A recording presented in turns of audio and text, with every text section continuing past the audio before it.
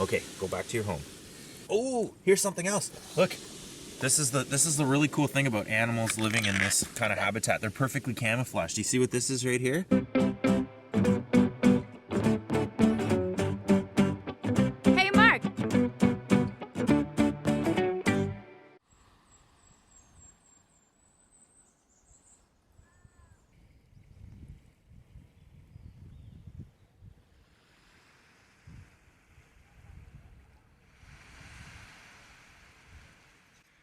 Oh, hey, Mark. Oh, hey, Taylor. So what you doing out here today, Mark? Well, Taylor, I'll tell you, coming down to the beach at low tide is pretty much my favorite place. What's so cool about the intertidal zone, Mark? Well, the thing that I like about the intertidal is it gives you a chance to kind of walk around under the ocean. So the intertidal area is the part of the beach that gets covered by water on a high tide, totally exposed on a low tide. So when you come down to the beach on a low tide and you get down close to the water level, you're basically looking at a whole ecosystem, all these different habitats that are under the water. Check out these anemones, for example. So these are all aggregating anemones. They just look like a weird little brain. But if you were to come down and you were to see them under the water, you'd see that they've got their tentacles out. Here's a different kind of anemone. It's not an enemy. It's not your enemy. It's an anemone. So you can imagine that all of these life forms, all of these creatures, when they're out of the water, they have to basically behave in a completely different way. So look at these anemones here. These are all aggregating anemones, and you can see they kind of look like a wrinkled brain. They're all sort of sucked up so they can conserve water and protect themselves. But look at this guy. He's still under the water. This is a different species. This is called a giant green anemone. And you can see he's still got his tentacles out. He's still hunting for food. So here's actually an aggregating anemone, and he's still got his tentacles out too. But these ones out of the water, they're basically in like protect mode. All right, Mark, let's go find some cool stuff in the intertidal. Well, we don't have to go far because everything's cool in the intertidal. Let's just see what's under this rock. Whoa, look at all these little crabs. Pretty much any rock that you're gonna pick up is gonna be hiding all kinds of different creatures. So here we've got probably about a dozen little crabs. Let's pick another rock. Okay, what about this one? Whoa! This is a different type of crab. This is like a kelp crab. Isn't he beautiful? So when these guys get bigger, they're actually gonna move out into a more subtidal habitat, and they're perfectly camouflaged on strands of kelp. Okay, go back to your home. Oh, here's something else. Look, this is the really cool thing about animals living in this kind of habitat. They're perfectly camouflaged. Do you see what this is right here? It's actually a fish. This is a little gunnel, and it's perfectly camouflaged. It looks exactly like a little piece of seaweed. You see it there?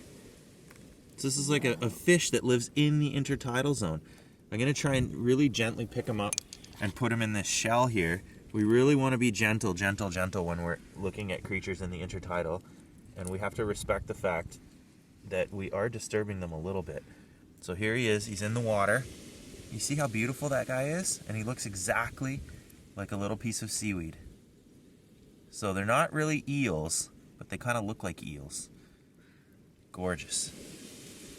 Okay, let's check out this rock.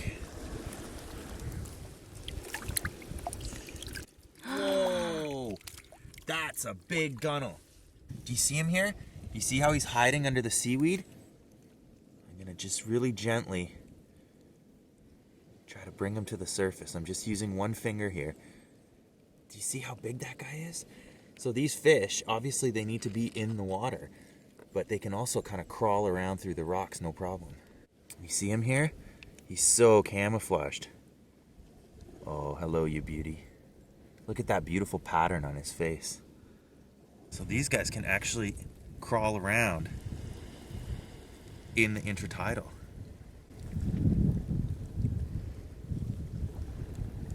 Whoop. There he goes. Back to your watery home, my gigantic friend. Okay, third time's the charm. Whoa! Whoa, Mark! So this is a really cool little find. Here's a sea star, and he's clutching his own rocks. He's doing some rock lifting of his own. Okay, we'll be really gentle. And we'll put this back where we got it, and we'll make sure that we're not crushing anybody.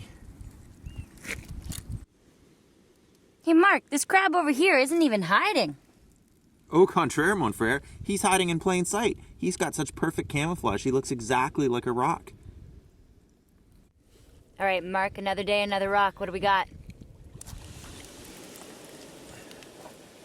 Here, I'm going to use a shell to gently pick this guy up here. Look at that. Oops, he's darting away. Look at this shrimp. Look how camouflaged this guy. Oops, he's darting away again. He's a darter. That's it. Oh, here he is. Oh, there. Bigger shell. Nice. All right. Whoa. Yeah, we'll keep him in the water. So you can see that one kind of, whoa, he's almost transparent.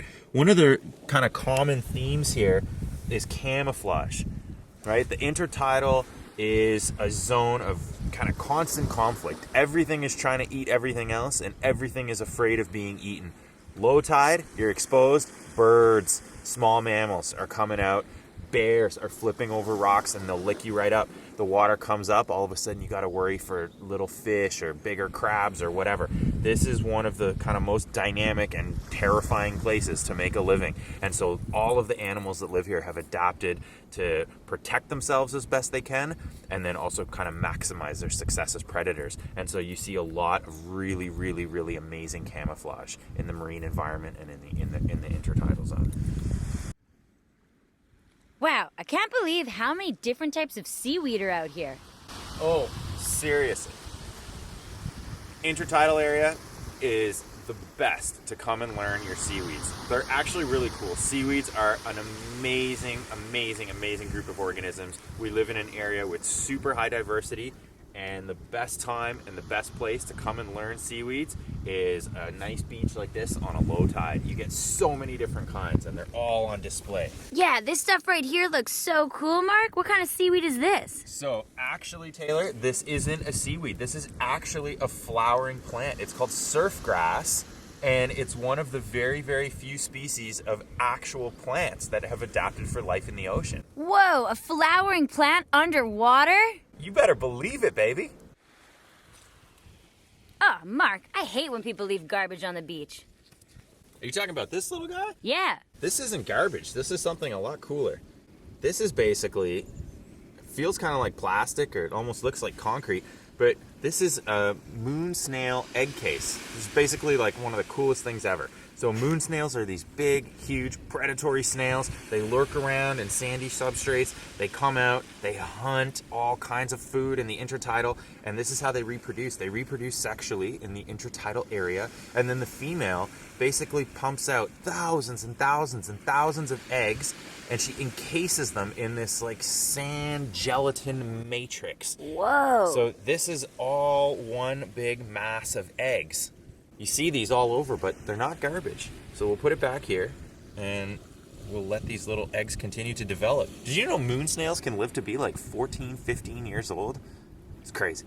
So one of the things that I find fascinating about the intertidal is you come down here and you start exploring. You kind of invariably get down on your hands and knees, and it's a very micro world. It's a very small world, and it's easy to lose yourself.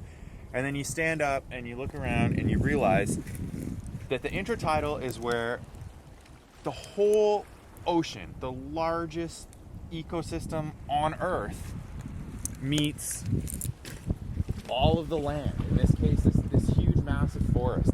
And basically the intertidal area, even though it seems really big when you're zoomed in on whatever little thing you're examining, it's just like a really narrow band. You know, like this whole beach, this whole intertidal area is less than 200 meters wide and maybe a few hundred meters long. But you have to imagine this habitat stretches down every single coastline in the world. And in that narrow band, you have an entire world. You know, it's just like the coolest place to come and explore, and it's magical. I love it, and we're so lucky to have places like this right in our backyards. Wow, Mark, thanks for that great lesson. We'll see you around town. Yeah, for sure, Taylor. Sorry if I was a little crabby today. Before I go, check this out. This is a moon snail shell. So we got a shell growing on a shell. Growing on the other shell is a bunch of seaweed, and I guarantee you if we could put this under the scope, we'd find other stuff living in and amongst all the algae on that other shell. There's literally nothing in the intertidal that doesn't have many layers of life living on it.